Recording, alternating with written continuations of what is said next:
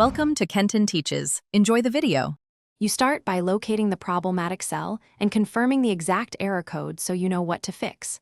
Once identified, display formulas with Control+ or the Formulas tab to reveal hidden references.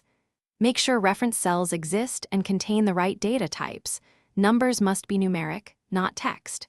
If a cell looks blank, check for spaces or formulas returning. You need clarity now because proper diagnosis saves time and prevents cascading errors later. Now you change the formula or data type that causes the error. If numbers are stored as text, use value, or text to columns to convert them. Alternatively, paste numeric values.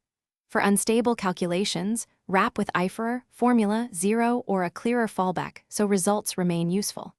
Adjust cell references, change relative to absolute with $ if copying causes misalignment. Make sure ranges include all rows you expect. A missing row often creates #ref, or finish by recalculating and validating the result so you confirm the error is resolved.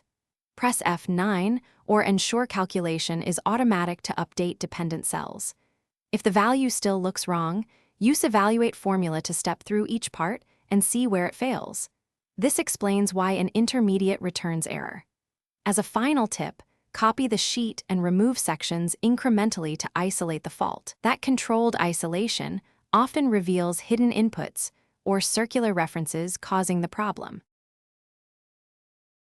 Thanks for watching. Please subscribe if this video was helpful.